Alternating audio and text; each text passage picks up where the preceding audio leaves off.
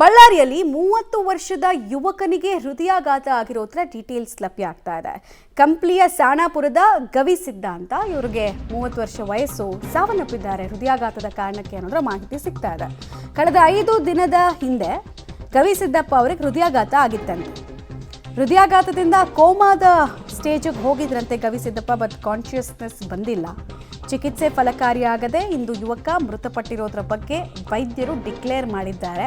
ಸಾಮಾನ್ಯವಾಗಿ ನಮ್ಮ ಬ್ರೈನ್ ಯಾವಾಗ ಕೋಮಾಗಿ ಹೋಗುತ್ತೆ 48 hours ನೋಡ್ತಾರೆ ವೈದ್ಯರು, ಕಾನ್ಸ್ಟೆಂಟಾಗಿ ಮಾನಿಟ್ರ್ ಮಾಡಿ ನೋಡ್ತಾರೆ. ಆಮೇಲೆ ಮನೆಯವ್ರಿಗೆ ತಿಳಿಸ್ತಾರೆ ಬ್ರೈನ್ ಡೆಡ್ ಆಗಿದೆ, ವರ್ಕಿಂಗ್ ಕಂಡೀಷನಲ್ಲಿ ಇಲ್ಲ, ನೀವು ಕಾಲ್ ತೊಗೊಳ್ಳಿ ಅಂತ ಅಂತಾರೆ, ಅಥವಾ ಚಿಕಿತ್ಸೆ ಮುಂದುವರಿಸ್ತೀರಾ ನೋಡಿ ಅಂತಾರೆ. ಸೊ ಈಗ ಸದ್ಯಕ್ಕೆ ಗವಿಸಿದ್ದಪ್ಪ 30 ವರ್ಷ ವಯಸ್ಸಿನ ವ್ಯಕ್ತಿಯ ಸಾವು ಹಾರ್ಟ್ ಅಟ್ಯಾಕ್ಗೆ ಸಂಬಂಧಪಟ್ಟಂತೆ ಆಗಿದೆ ಅನ್ನೋದು ತಿಳಿದು ಬರ್ತಾ ಇದೆ. ಬಟ್ ಅಂಡರ್ಲೈಯಿಂಗ್ ಡಿಸೀಸಸ್ ಏನಾದರೂ ಇತ್ತಾ ಅನ್ನೋದನ್ನ ನೋಡಬೇಕು. ಅಂದರೆ ಗೊತ್ತಿರದ ಬೇರೆ ಬೇರೆ ಆರೋಗ್ಯ ಸಮಸ್ಯೆಗಳು ಇವರನ್ನ ಬಾಧಿಸ್ತಾ ಇತ್ತಾ ಅನ್ನೋದನ್ನ ನೋಡಬೇಕಾಗತ್ತೆ. ಯಾಕಂದರೆ ಇತ್ತೀಚೆಗಂತೂ ಎಲ್ಲ ಕಾಲಮ್ನಲ್ಲೂ ಕೂಡ ವೈದ್ಯರು ಏನು ಮಾಡ್ತಿದ್ದಾರೆ ಅಂದರೆ, ಏನಾದರೂ ಆ ಮನುಷ್ಯ ಉಸಿರಾಡ್ತಾ ಇಲ್ವಾ, ಓಕೆ ಇದು ಹಾರ್ಟ್ ಅಟ್ಯಾಕ್ ಅಂತ ಹೇಳಿ ಫಸ್ಟ್ ಕಾಲಮ್ನಲ್ಲಿ ಫಿಲ್ ಮಾಡ್ತಾ ಇದ್ದಾರೆ. ಅದು ಏನಕ್ಕೆ ಹಂಗೆ ಫಿಲ್ ಮಾಡ್ತಿದ್ದಾರೆ ಅಂದರೆ, ಹೃದಯದ ಬಡಿತ ನಿಂತ್ರೇ ಸಾವು ಅಂತ ಡಿಕ್ಲೇರ್ ಆಗೋದು. ಸೊ ಅದನ್ನು ಫಸ್ಟ್ ಕಾಲಮ್ನಲ್ಲಿ ಹಾಕ್ತಾ ಇದ್ದಾರೆ. ಕೆಳಗಡೆ ಅಟ್ಲೀಸ್ಟ್ ಹಾಕಬೇಕಲ್ವಾ, ಇವರಿಗೆ ಯಾವುದೋ ಫಾರ್ ಎಕ್ಸಾಂಪಲ್ ಡೆಂಗಿ ಅಂತ ಸಮಸ್ಯೆ ಇತ್ತು ಅಥವಾ ಬೇರೆ ಯಾವುದೋ ಆರೋಗ್ಯ ಸಮಸ್ಯೆ ಇತ್ತು ಅಂತ ಹಾಕಬೇಕು. ಅದು ಯಾವುದೂ ಮಾಡ್ತಾ ಇಲ್ಲ. ನೋಡೋಣ ಈ ಪ್ರಕರಣದಲ್ಲಿ ಏನಾಗಿತ್ತು ಅಂತ. PM ರಿಪೋರ್ಟ್ ಆಗಬೇಕು, ಆವಾಗಲೇ ಇದನ್ನು ಕನ್ಫರ್ಮ್ ಆಗಿ ನಾವು ಹೇಳ್ಬೋದು ಹೃದಯಾಘಾತ ಅಂತ.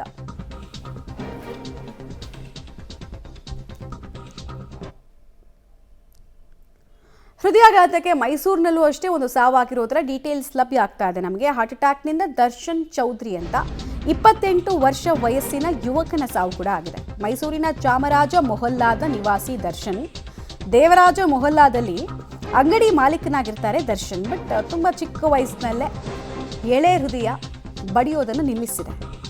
ರಾತ್ರಿ ಎದೆ ನೋವು ಕಾಣಿಸ್ಕೊಂಡು ಆಸ್ಪತ್ರೆಗೆ ಸಾಗಿಸೋಷ್ಟರಲ್ಲೇ ಇವರ ಸಾವಾಗಿರೋದ್ರ ಮಾಹಿತಿ ಕೂಡ ಸಿಗ್ತಾ ಇದೆ. ಹೃದಯಾಘಾತಕ್ಕೆ ಸಂಬಂಧಪಟ್ಟಂತೆ ನಿರಂತರ ವರದಿಗಳನ್ನು ನಾವು ಗಮನಿಸ್ತಾ ಇದ್ದೀವಿ. ಮೈಸೂರಿನಲ್ಲೇ ಜಯದೇವ ಹೃದ್ರೋಗ ಆಸ್ಪತ್ರೆ ಮುಂದೆ ಜನಸಾಗರ. ಯಾಕೆ ಯಾವ್ಯಾವ ಕಾರಣಕ್ಕೆ ಅಂದರೆ, ಜನ ಪ್ಯಾನಿಕ್ ಆಗೋದಕ್ಕೆ ಕಾರಣ ಇಂಥದ್ದೇ ಇಶ್ಯೂಗಳು. 28, 27 ಸಾಯೋ ವಯಸ್ಸ, ಅದು ಹಾರ್ಟ್ ಅಟ್ಯಾಕ್ನಿಂದ ಸಾವು ಅಂತ ಹೇಳಿದ್ರೆ ಅದು ಅನ್ಇಮ್ಯಾಜಿನೇಬಲ್.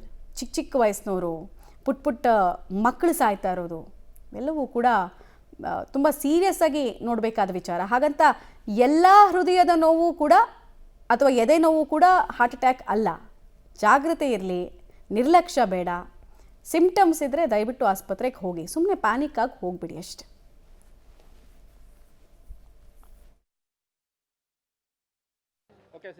ಪೇಂಟ್ ಅಂಗಡಿ ಇತ್ತು, ಪೇಂಟ್ ಅಂಗಡಿ ನೋಡ್ಕೋತಿದ್ದ, ಅವನೊಬ್ಬನೇ ನೋಡ್ಕೋತಿದ್ದ.